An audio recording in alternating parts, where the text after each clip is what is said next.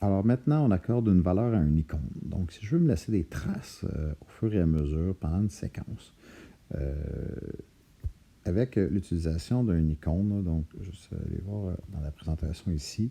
Donc, dans les différentes colonnes, j'ai utilisé le petit plus, les étoiles, le plus bleu, pour me laisser des traces quand les élèves font leur plan. Donc, quand ils travaillent en équipe, est-ce que l'élève écoute les idées des autres, donne des idées, est-ce qu'il est impliqué dans le plan, est-ce qu'il est avec les autres pendant que les autres font le plan.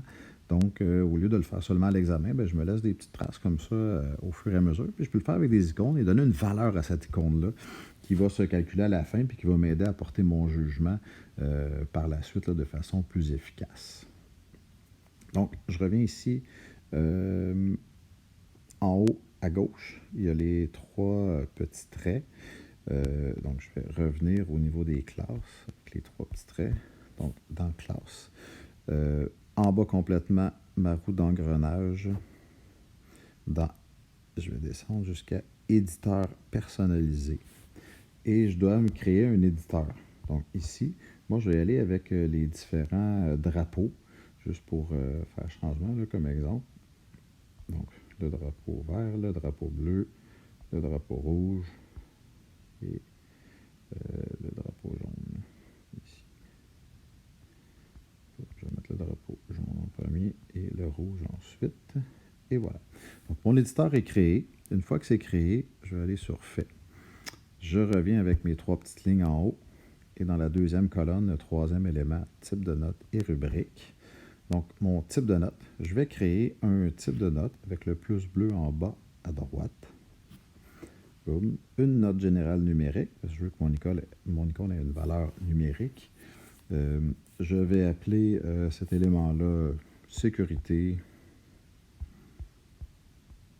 Sécurité en C3. Ici.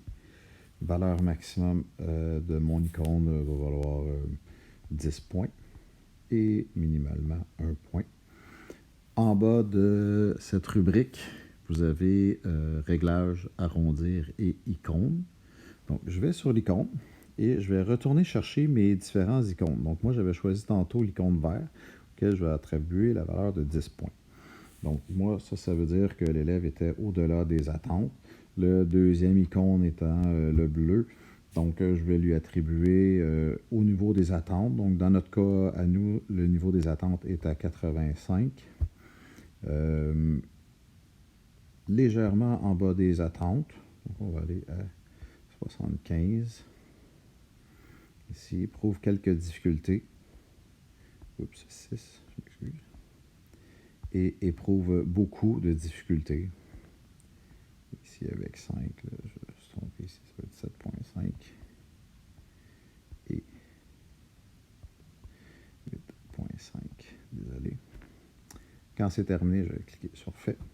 Et mon icône Sécurité C3 vient d'apparaître ici dans le bas de l'écran.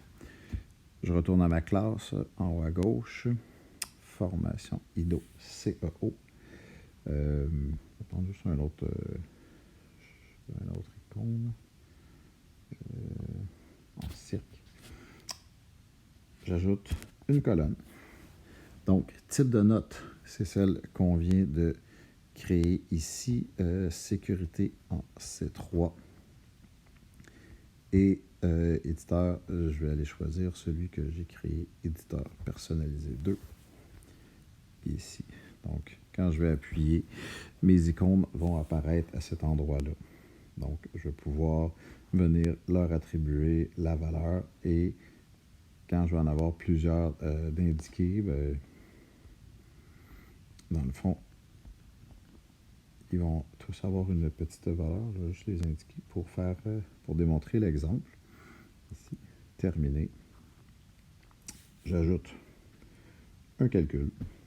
Ici, je pourrais prendre la moyenne pondérée qui s'ajoute ici et je donne la valeur de 100% à ce qui est dans cette colonne-là. Et j'ai mes points qui apparaissent liés à chacun des éléments. Si j'en avais plusieurs colonnes, ben celle-ci s'additionnerait là, au même pourcentage si je vais dans une moyenne.